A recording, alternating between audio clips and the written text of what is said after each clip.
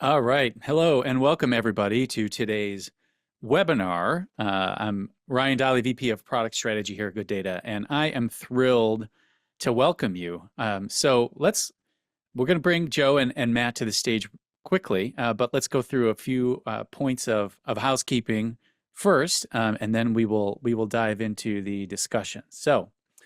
Um, Today's webinar is Analytics Without Engineering is Just Reporting, Real Talk with Industry Experts. Of course, I'm Ryan Dolley, VP of Product Strategy. If you've been to a GoodData webinar before, you're familiar with me. I'm joined by Matt Housley and Joe Reis, the co-authors of Fundamentals of Data Engineering, and two cool dudes who are going to talk us through really all sorts of topics today. And that's the first thing to address when it comes to the housekeeping is attendees are muted upon entry. Now there is a Zoom Q&A box, and unlike what you are maybe used to with vendor webinars where you'll put in questions and we'll save them for the end and ask them all at once or get back to you or something like that, I'm going to be watching that Q&A box and I will be surfacing your questions to Joe and Matt as we go. So if and when we say something that sparks interest or you have a question, get it into that Q&A box, and I will be sure to ask our panelists. And then finally, a follow-up meeting and recording will be sent to attendees and registrants after the fact. So, when you want to run this one back on the treadmill at the gym tonight, you'll have that link to be able to do that and share it with your friends. Before we dive in, real quick, if you're unfamiliar with us here at GoodData, we are an analytics product platform. What that really means is we're kind of the front end for your analytics and data products. We focus on simplicity, flexibility, productivity, and scalability. And really germane to today's conversation, we are all about bringing engineering principles and software engineering principles into the data front end. So that means no longer doing everything via drag and drop like you might in traditional BI tools, but really focusing on a code-first approach, a CI/CD, deep integration into your applications, and really bringing a rigor to the analytics front end that is missing from many other tools and approaches. So that is what we focus on, and that is also where I want to go ahead and invite Joe and Matt to the stage here for us to dive into today's topic. So Joe and Matt, welcome to the show. Thank you. Really great to be here, Ryan. Hi. Yeah, hello, Joe. It's good to have you guys. A super brief introduction. I think most people probably know who you guys are, but the co-authors of Fundamentals of Data Engineering. I think it's safe to say like the biggest data book in a long time would be like the quantitative way I would phrase that. Welcome to the show. Give everybody just a super quick introduction to yourselves, if you don't mind, for anyone who's unfamiliar. Joe, you want to kick it off? Oh boy. Yeah, I'm Joe.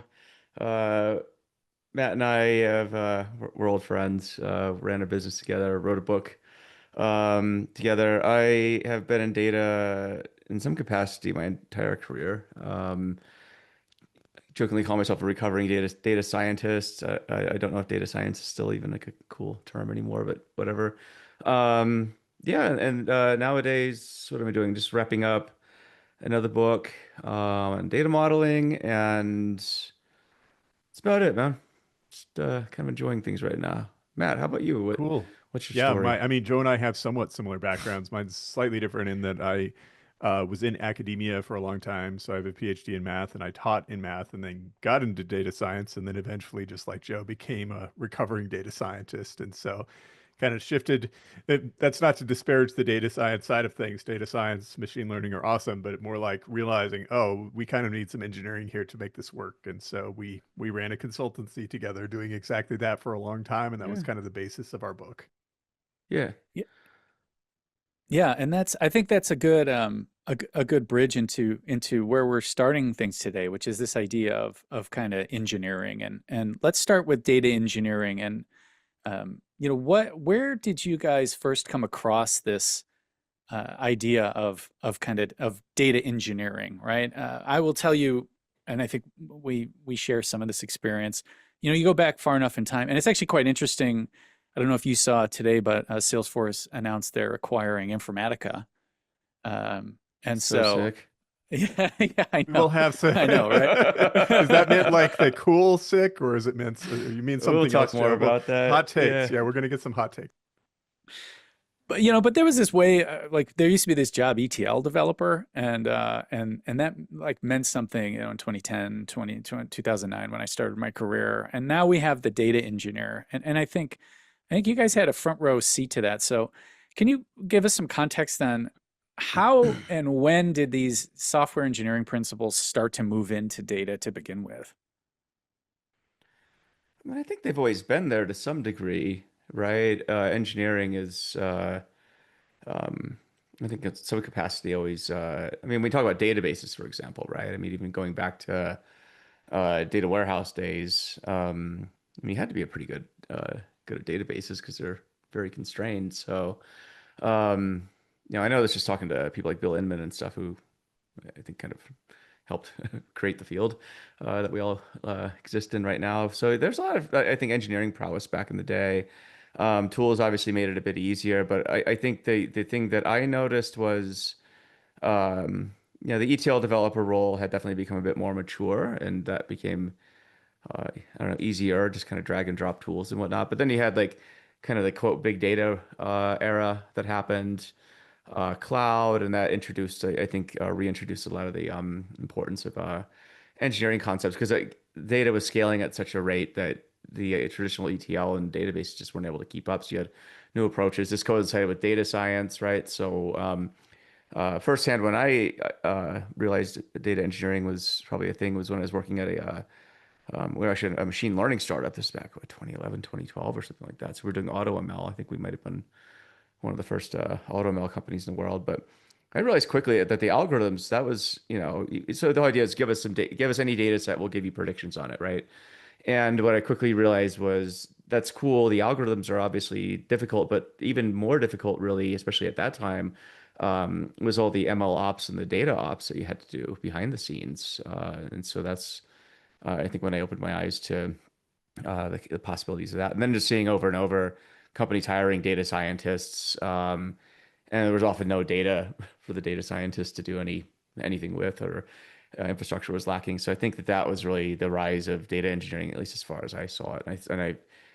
I personally got into it, probably started migrating over in 2015, 2016, because I just realized, like, if without the fundamentals, and that kind of that base of the pyramid, so to speak, like none of the other stuff would really matter that much. Matt, how about you? What is your journey to the dark side? Yeah, I mean, it was kind of similar, right? Like leaving academia, when I grew up in data, it was all about big data and Hadoop at the time and MapReduce. And I think from my perspective as a data scientist at the time, it was way overcomplicated, right? Like it was, on the one hand, it was nice to have something more flexible than just using SQL, than just being restricted to SQL, but it was really hard to get data jobs up and running in order to do my job. And so then a new generation of tools started coming out that some were SQL oriented, some were more data frame oriented. You had all these cloud tools coming out. That's when I was like, okay, this is an opportunity to really build better, more flexible, more scalable data systems from the tools that are out there. And so that's when I started shifting over. I worked internally at a company on a couple of projects to like explore cloud tools. And then that was about the time when I'm like, okay, I think being at this position, kind of getting into the consulting and advising side on this new generation of tools is what makes sense. Yep. Yeah, yeah, that squares with a lot of what I saw too. Now, one of my questions for you guys is, I think if you look at, okay, the data stack, and you ask yourself about these kind of engineering mindset, it seems like the closer you get to the source systems, the more prevalent that is in terms of how people think, and the tooling they use. And good data, we're primarily the front end, so we're a BI tool essentially.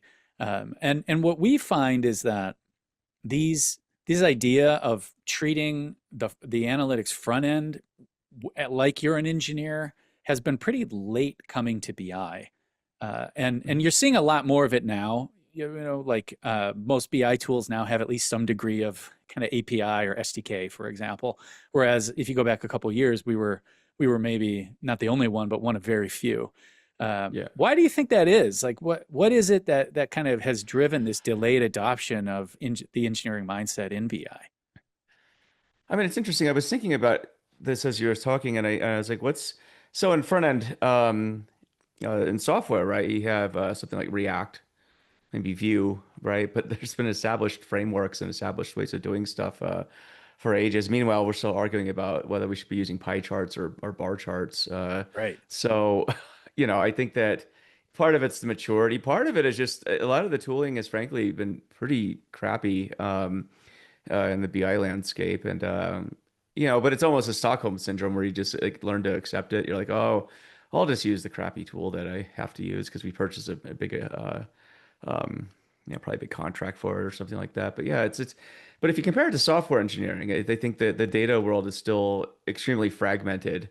There isn't, like I said, we don't have like the equivalent of React, which I think is fairly interesting. Uh, but also with that as a big opportunity, obviously, but you're also living in a world where the biggest IDE or the biggest data platform is Excel. So that's Right. also, I mean, that's just the reality of it. So there's like 2 or 3 billion users of spreadsheets in the world. That's that's big. So, um, but it's still super early days. I like to quip that it feels like data is always about 10 to 15 years behind the world of software. So congrats on leading the charge and being very innovative in a world where it's I think perpetually still stuck in kind of the late 90s as far as practices go. Yeah. So what Yeah, do you we think, try. Matt? You would be surprised how often because we do have good data React libraries, and how often that is like a differentiator for us when we're talking with prospects. Because a lot of our customers really are, they're not just doing internal BI and spreadsheets for the sales department, right? They're like they kind of Yeah. they're trying to build these data applications, Hmm. and a lot of times they're serving external customers in addition to internal customers, and then suddenly it's a whole different ball game. And having Yeah. something like using React to build that front end that's really custom to your use case becomes a lot more important. Oh yeah, and that world of embedded analytics too, that's still nascent in my opinion. That's still like fresh territory. Um, you know, I think good data is leading the charge there, but there's just not a lot of good options. And like traditional BI vendors will try and shoehorn their embedded solution in it, but it's often on the same server that's running the back end or This the is internal not facing good at analytics. all. So it Yep. just like chokes and Yeah. breaks. It's Yeah. just not meant for embedded. Yeah. And So Matt. that is one major problem. I mean, I think in general, embedded is a struggle because even your scalable tools like Snowflake aren't necessarily meant to handle like hundreds of thousands of queries simultaneously. They're more oriented toward the enterprise where you have, a small army of analysts, but you're not going to have hundreds of thousands of analysts running things simultaneously typically. I'll go back to the question, Ryan. I think one of the problems is that paradoxically, like corporations around the world and organizations rely heavily on analytics. And yet, at the same time, analytics isn't necessarily taken that seriously. It's for a long time been this kind of concierge service where you have the analysts, and their job is to like kind of be on call if the CEO or the product lead or whatever wants something. And then they build a custom report.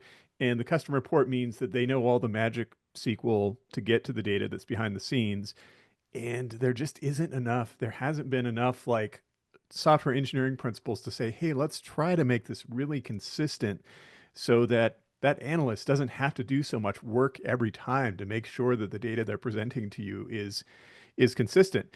And I would like to think that the move toward embedded is really going to drive that transition to say, hey, we need to take analytics seriously as kind of a software engineering operational profession where it's not just a custom SQL query every time, where you have to sort of be this high priest of SQL who's on call to understand how to get the correct data. Let me give an example. I mean, one problem is that a lot of our people on this call are probably just getting into the profession and have seen a lot of toy problems. When you get into real corporate analytics, it's a whole different ballgame. So typically the toy problems are like, okay, find out how many widgets we sold from November to December that corresponded to this particular product feature. Okay, great. You run the query. In corporate America, what happens is it's like, okay, we need to take into account fraud, which is some magic SQL. What percentage of these are going to be returned? What percentage of these are fraudulent transactions that have to be called back? And there are a whole list of like 10 or 20 different things that you have to apply to that analytics to make sure that the answer comes out correct. I hope at some point we can start building that complexity into something operational. I mean, I think it's happening. It's just not totally consistently applied. What's your take on this, Ryan? Yeah, no, that's exactly it. I mean, you're getting at one of the so there's a couple things that we see a lot of, and I see a lot when I talk with people. And what I think you're hitting on there, Matt, is this idea of kind of composability within analytics. That there, when you get to those more complex corporate problems, and you need to take that fraud into account, one of the problems people often have is it's like, well, where do I go to define that? And it's not easy to call, right? It's most companies don't have like, hey, here's this, fraud function you can call in your code that will automatically run our fraud detect. Now, some do, some companies do. We have a lot of banking clients, and like fraud is an excellent example in banking or payment processing where they really do go through the effort of like, how do we define fraud and how do we make it easy for anyone to be able to run the fraud detection algorithm from whatever application they may be building. But that's pretty uncommon. And so just the reusability, especially in BI tools. I mean, so many BI tools are focused on this. They have this kind of like workbook or notebook paradigm where your dashboard's kind of attached to one data model, and you make a new dashboard, and that has a second separate data model. And if you want consistency across it, like you oftentimes literally need to copy paste the logic from data model A to data model B. Yeah, and it gets SQL queries get passed around between people, yeah, right? Like, yeah, exactly. And that's one thing that we're kind of engineered for. Like that's when we talk about scale, it's interesting when when you hear scale in terms of technology in general. A lot of times, I think what people think of is like, say, user concurrency, right? How many people can I have at once? But we really think about it at GoodData also in terms of how large of an analytics environment can a reasonably sized team maintain. And that's where we focus a lot of our effort is on enabling that, because I think we recognize in our customer base a lot. You're not going to have a 150 person analytics team very frequently, right? So what can we do to make 11 people extraordinarily efficient? And that's where the engineering principles come in, right? How are you going to maintain metric consistency across 18 data models?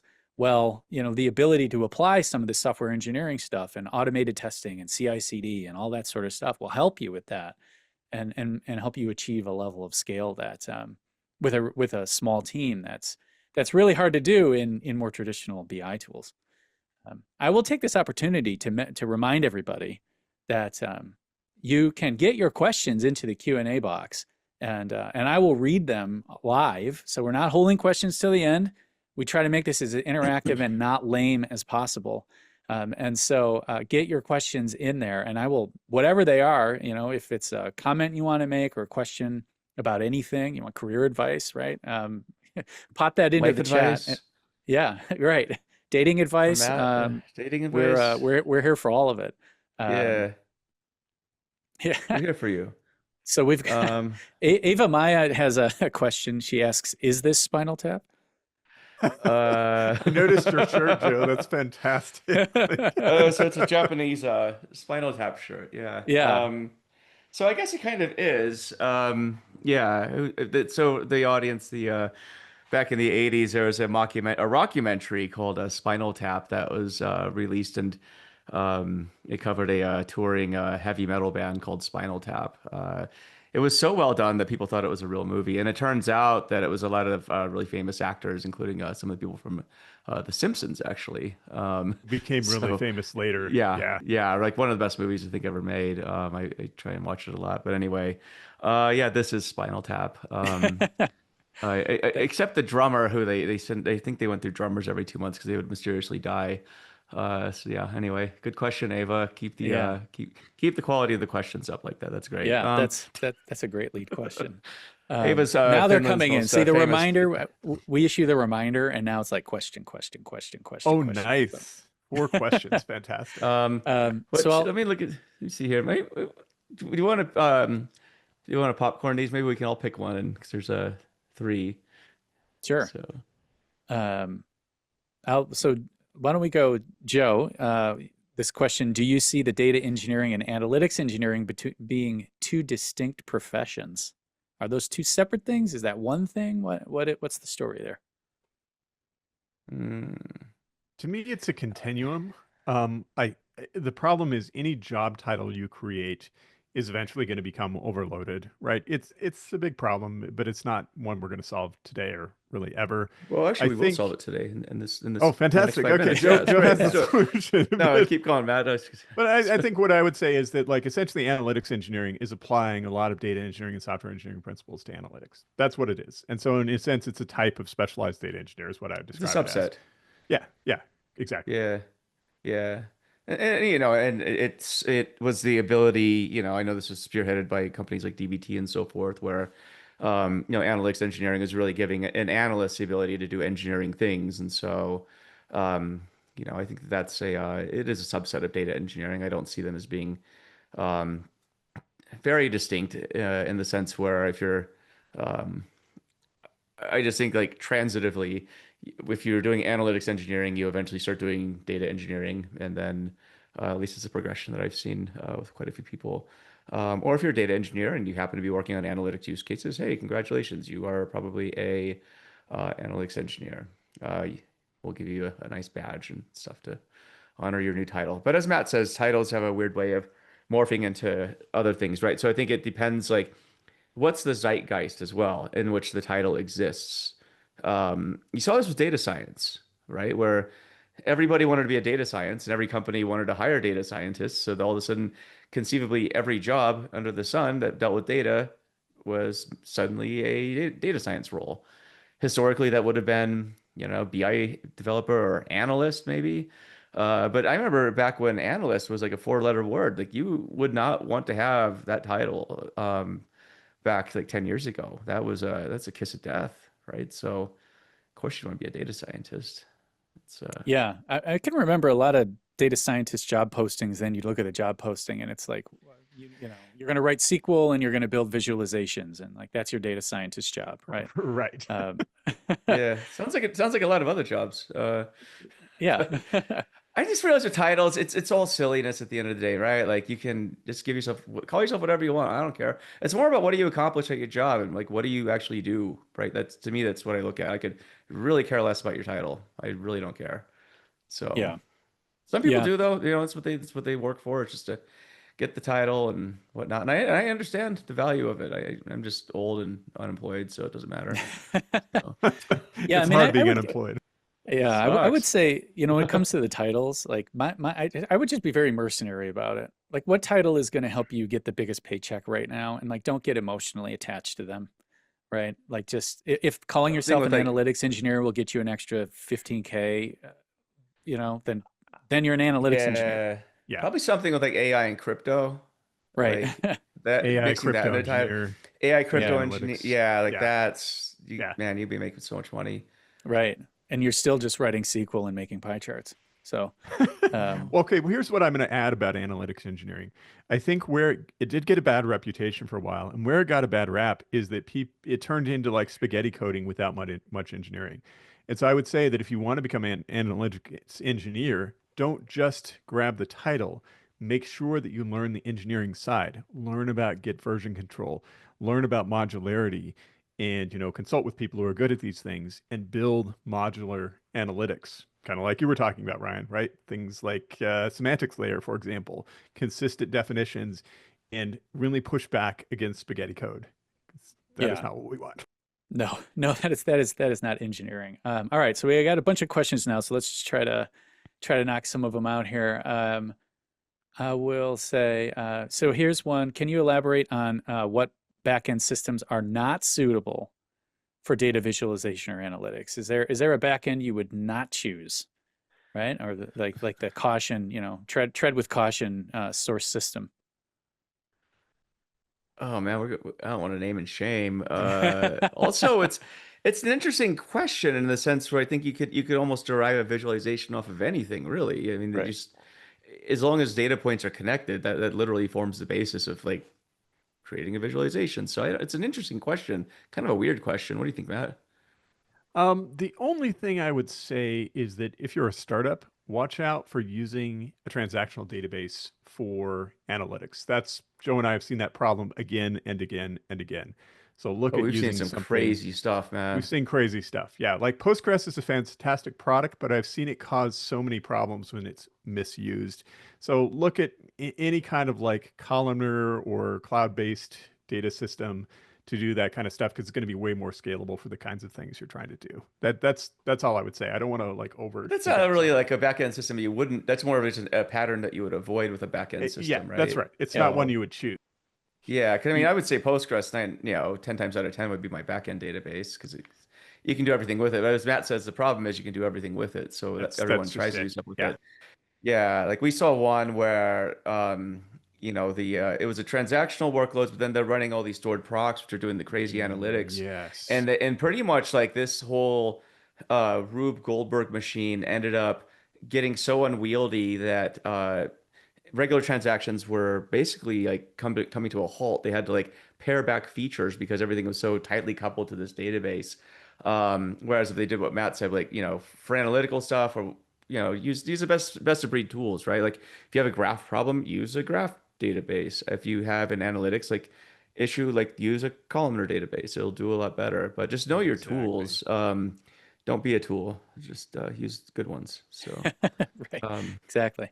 Yeah, I mean, yeah. that's really it, right? Choose the right one. Like, do you need real-time streaming? If you do, use it. If you don't, if batch is fine, use batch. That's one I see a lot lately. Like, there's a lot, obviously hype around real time, and like you see people out there saying, "Oh, batch is going to go away. You should use real time for everything." Uh, I think at some point there's probably some truth to that, but like everything, there's always going to be exceptions. yeah, But the counter argument is if you could do things as quickly as possible, why wouldn't you? The counter argument is, well, do you need to? yeah, Um, right? Real-time Right. analytics is interesting though, right? Because I feel like uh, and I learned this 10 years ago as a startup, and we were doing kept getting all these requests for real-time analytics reports. And it's like, what action if you were to get a real-time report, say updated at every second, like what would you do with this information? Like what action do you want to take? And it's like there's no way in hell you're going to have somebody just sitting there staring at the screen, waiting for something to happen that's outside of some bounds. I'm like, why don't we just automate the action that you're going to take? That's the yeah, whole notion of real-time data. Like, so I think that in that case, this is where I think real-time the analytics has always bugged me because I think even if you could, like, what are you going to do about it? Like, Well, it's so funny just too because automate we it. had clients that were like, we'd ask them, "What's your batch frequency? How often are you updating?" And they'd ask for real time. It's like, "Oh, once a month." Like, oh, okay, why don't we Yeah, start with going daily before going real time? And that's what they meant. They're like, "Oh yeah, that would real time would be daily." Like you ask them how frequently they need the data. yeah, that yeah. happened. That happened, and that's an interesting thing because real time's in the eye of the beholder. It So, really is. Yeah. um, yeah, but what other We have a questions we got here? yeah, we have a question here from Jack Newman. What types of QA practices from software engineering processes have you seen be particularly useful for data engineers? I think just the basic like testing to ask if you're getting a consistent answer on Yeah, data is really useful. Because again, as we were talking about earlier, when you get into these really complicated, like we're going to assume that 15% of all transactions are fraud, when you start writing SQL queries, it's very easy to break existing consistency of analytics. And so just like running a test to say, okay, does this give the right answer on this particular data set from the past? Do I get the same answer I got before? Is a really good starting Hmm. point because that's actually relatively rare. Yeah. yeah, yeah. That's one thing that we have. Like we have some automated deployments, example scripts we can share where you can run Python to check like, hey, here's, you know, choose 17 metrics and 100 attributes and like just run them all, right? Each metric by each attribute and see, did the number change, did the number change, did the number change, and alert me if it did. Hmm. That's a very simple one, but you're right, Matt. People don't do it when they deploy Yeah. analytics. They Yeah. they they that like the QA is someone calls you and says, hey, I think this number is wrong, and you're like, oh man, it is. It's been Well, wrong it's the for a same month. as it's like testing and prod, but that's what a lot of the data work is. Um, I would say also like good use of version control and staging and so forth is another practice that you're starting to see analytics and data engineers adopt. But it's shocking. Like I I recall somebody was telling me about their data team, and he had to teach them how to use Git because they only knew how to push to the main branch, and didn't know about the concept of branching, which I was pretty stunned about. But that happens. Judicious use of rebase can get you into a lot of trouble too. But yeah, I don't know. It's like I say, there's a lot of practices probably, but I think those are pretty basic ones.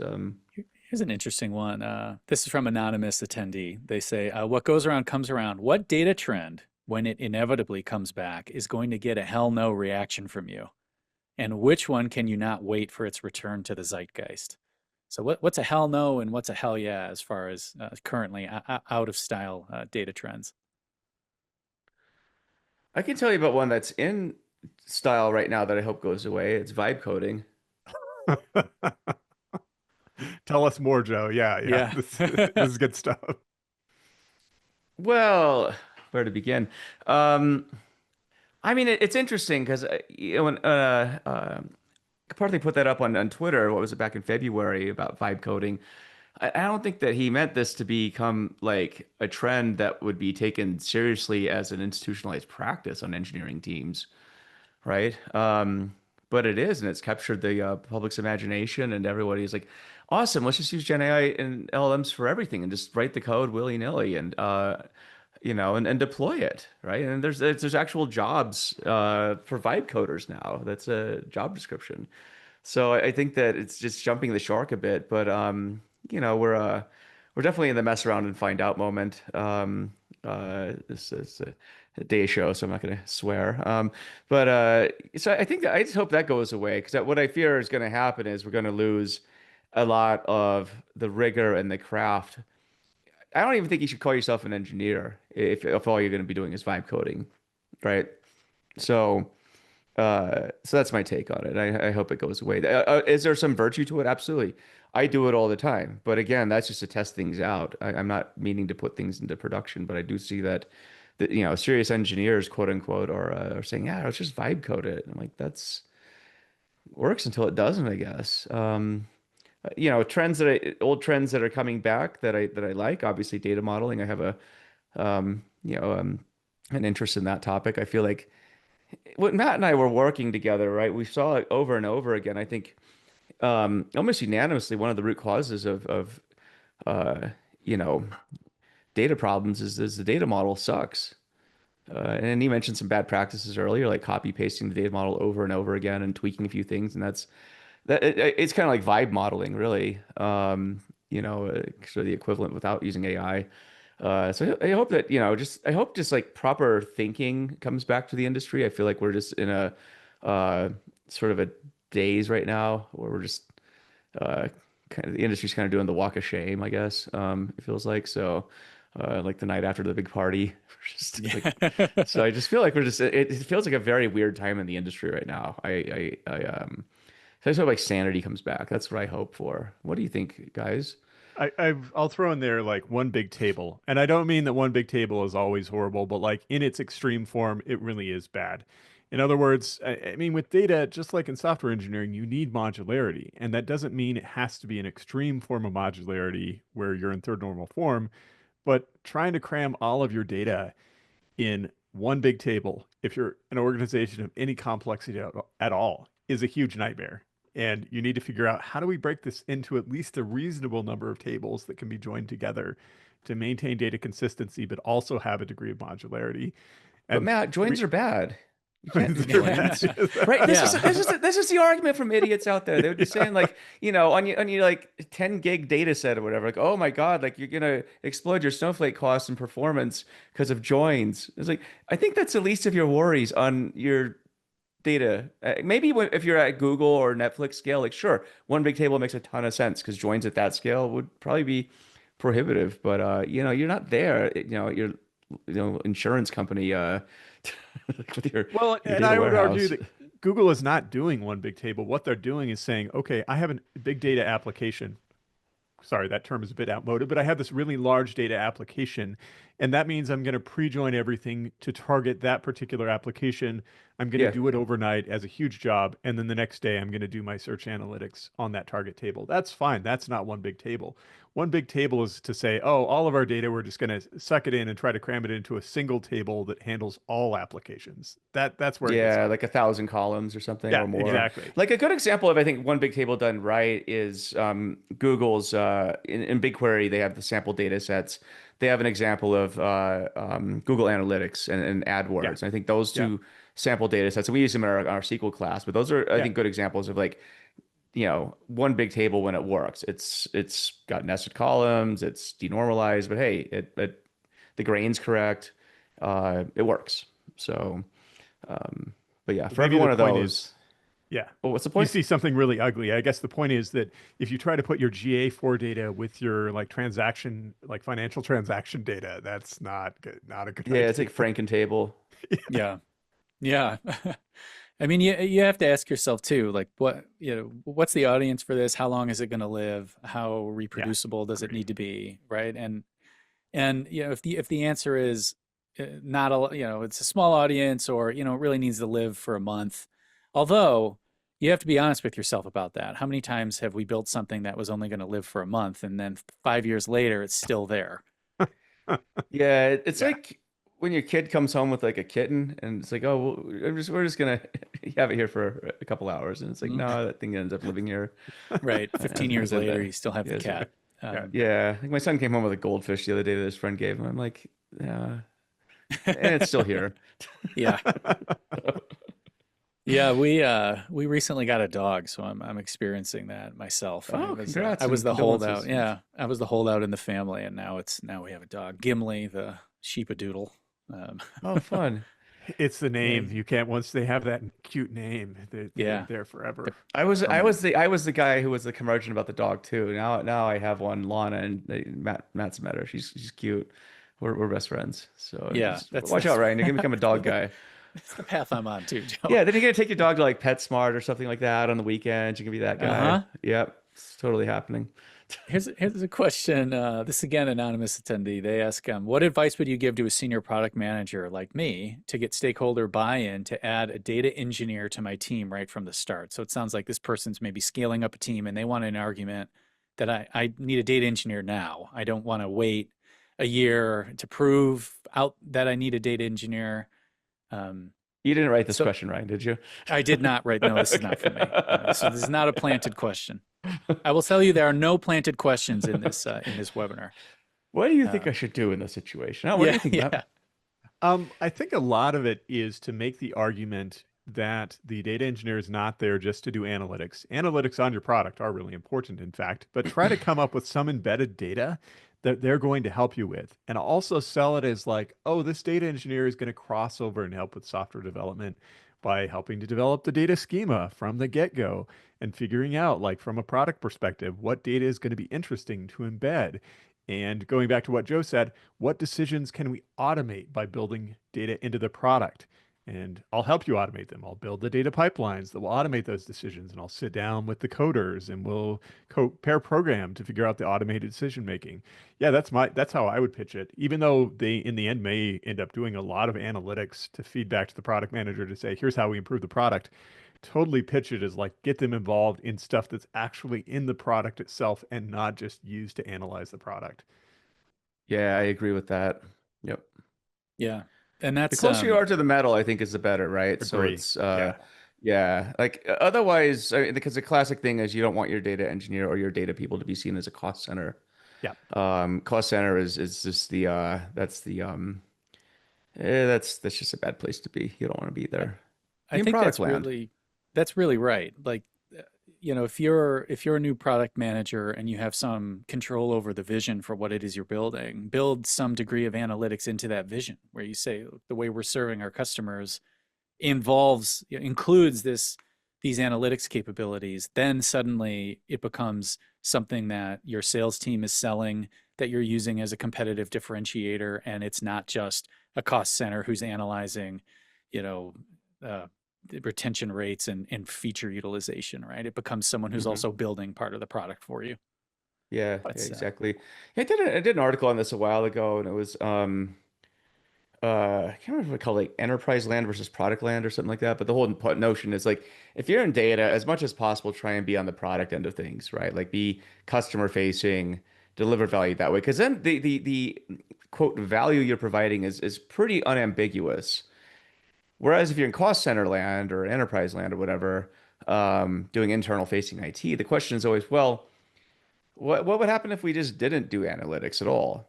And you come to find out that a lot of times you won't miss it at all, actually. So that's the harsh reality of it. yeah. Because what happens is everyone has their own rogue analytics anyway on their Excel sheet or whatever, or it's all up here. I know my business. You don't need your reports. So that's yeah, just attach yourself to the user as much as possible, then your life will be so much better. Every part of your life, really. Um, you know, yeah, you'll get a It dog. is. Yeah, exactly. Data people really. I mean, I've been in that situation too, where I think it's like it's almost like a bigger version of everybody thinks if I were to leave this job, this place would collapse, and then you do leave and it never collapses, right? And the same You go thing. on to record profits, actually. Yeah, I mean, So, it's like right, like with your data team. If tomorrow morning it disappeared, you might think to yourself, well, they couldn't even close the books without us. So I promise you, they'd find a way to close the books without you. well, they would, yeah. Um, you need to make yourself as indispensable as possible. And so we have a question here from Anna Bergevin. Thank you for tuning in, Anna. It's good to see you. Yeah, what's up, Anna? She says Gen AI is quite good at writing syntax, but writing the syntax is the last mile of what analysts do. Gathering the business context, the system caveats, the metrics definitions is the major hurdle. Do you know of any innovative ideas at how businesses are making that part of the process more efficient? Ooh, okay. So here's well, this is not a hot take because I said this a couple days ago on my podcast with Tony, and that is I actually call this the last 10% problem. And I'll explain in a second why I don't call it the last mile problem. Last 10% problem is that LLMs quite often can get things 90% right. But that last 10%, getting that last 10% of answers right, we haven't solved that problem yet. Why is this not a last mile problem? Well, last mile problem refers to something that we know how to do that's expensive, like getting cable from the curb to your house or internet from the curb to your house. We actually don't know how to solve this last 10% problem without mechanical turking it. And I don't have an answer for how to fix this right now. Unfortunately, LLMs hallucinate enough that even if you use RAG, we don't know how to get them to get the answer totally right, get the code totally right. I don't know. What are your thoughts on this, Joe? Oh, agents will obviously solve that. So, Yeah, yes. Yeah. uh, I mean, it's already here. No, I mean this is the big one, right? It's the business context, it's the domains, it's the boundaries of the domains, it's the language of the business and how it's used and all the context. And more importantly, I think there's a lot of stuff that's locked in tacit knowledge, right? Stuff Yeah. that if you tried to diagram some things, you can't. Like, okay, so like right, if you're driving a car, for example, it's a good example. Like, list out in order how you drive a car to the grocery store. A lot of businesses operate this way, right? A lot of business functions are like that, where if you try and like describe it, you're like, yeah, that's actually, yeah, no, yeah. And especially when it comes to decision making, right? Um, a lot of decisions that you make in businesses are just inherently complex, and you're in a low information environment. You can't diagram the stuff out. You can try and do decision trees, but there's always a level of just kind of winging it, I suppose. And that's like part of that last 10%. I'd say that's the hardest 1% of the 10% is all the kind of that squishy stuff that you just can't solve algorithmically. It doesn't lend itself to that. And the business process people in the audience will probably yell at me for that, but I would say if it's worked that great, then every business would be doing it, right? Is But there a place for AI in kind of like the writing code and answering a business question, through a chatbot or something? That's all obvious. But like, have you seen any innovative uses earlier on, like AI helping you clarify use cases or determine what metrics you need or anything like that in I've a been using it a systematic way? ton. Anybody can go to ChatGPT and type that in, and you should be, right? But like, is there any systematic way to approach that? I haven't seen anything yet. I think it's too Yeah. early. But I have been running, using it every day, for um, a lot of business soundboarding and stuff, and it's been Yeah. remarkably great for that. I feel like I have a co-founder right now. It's it's uh, Right. it's awesome. Co-founder that yeah, but at the same time, you always got to caveat it with your goals and intentions and so forth. But yeah, I think I'd love to see if there was like some more empirical evidence of that. I just haven't seen it yet. So, but I yeah. think that leads to this kind of follow-on question.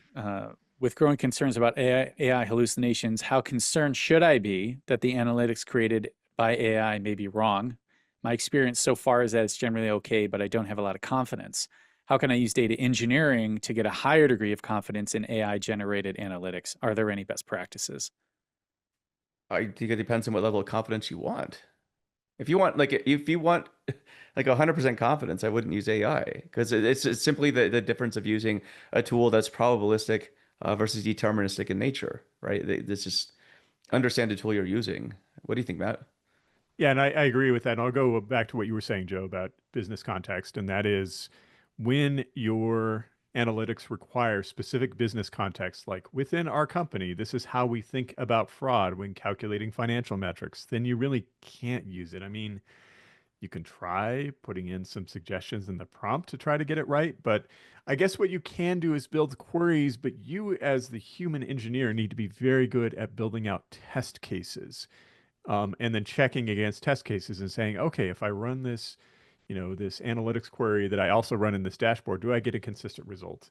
Back to what you were saying, Ryan, about building a lot of test cases for basically in your Yeah, semantics layer.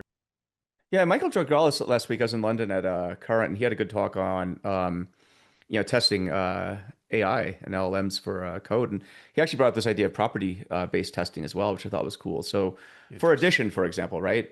A plus B. Uh, why not just test the addition itself as a property versus having test cases, unit test cases for different, addition problems, right? 3 plus 5 or whatever, right? But I think just test the property itself. So I think that's another way to look at it. If the information is so vast, you couldn't possibly. So in addition, right? Matt would know this. There's how many numbers are there? Infinity numbers. There's different Infinity types of infinity numbers. numbers too. Different types So of infinity, yes. yes, but you start getting into like countable sets and stuff. And if you were to try and write a test case for every single permutation of an addition problem, that would be impossible, right? You'd be there for a long time. So so I think it's another way to do it, right? But again, it depends on what you're trying to do, and it depends on again what's the level of confidence that you want in the answer. Um, it's but that comes back to good model. The underlying data model is what's going to facilitate all of this working. You've seen text to SQL. Sometimes it works, sometimes it really is horrible. One of the workshops that I do, I actually we use a local LLM, usually Llama 3 or 4 now, but and I have them do text to SQL using LangChain. And I'm like, okay, let's try this query out. Now see where it breaks. It starts hallucinating IDs that don't exist. And it comes up with some pretty interesting answers. So yeah, I think, and this goes back to the vibe coding thing. Like if you're just spending your time just hitting tab or just chatting and getting code, like how do you even know what's going on? How would you even know in analytics, like if your data is correct or not? You probably, you're going to reach a certain point where you probably haven't even looked at your data. You're just, vibe chatting with it, and that's a huge danger, in my opinion. Like how would you even know if it's right or wrong? It is, I mean, it's just a different way of, these non-deterministic systems. I mean, it's not what we expect out of computers. We have 50 plus years of cultural expectation that the machine runs and it produces a deterministic outcome where you know that it applied the logic correctly. The logic could have been wrong. You could have messed something up in the calculation, but whatever logic was given to it executed faithfully. And now we're entering an era where you can't know that. So you have to build in these types of checks and remain skeptical. If you're using it to make important decisions, check the answers, please. Um, Yeah, like This whether to is, add or subtract headcount from your company, for example, right? Like, I'll yes, just ask, like, ask Yes, ChatGPT just to, vibe like, code that. Vibe code that. Yeah. yeah, these are the types of things you should really check twice. yeah, Yes. there's people's lives Yeah. at stake, but whatever, it's fine. Right. Absolutely. And the thing is, like, humans are not deterministic, but we have things like social structures and accountability. And yes, sometimes a person in your company will do something not predictable and you have to Yeah. fire them, right? But the idea is that you build trust in that person. With an AI chatbot, you do not have that trust, you do not have that accountability. And if the AI chatbot screws up, it's probably your head on the line. Like, you're the one who's going to be cut if you screw up. So make sure that you are responsible in using the tools.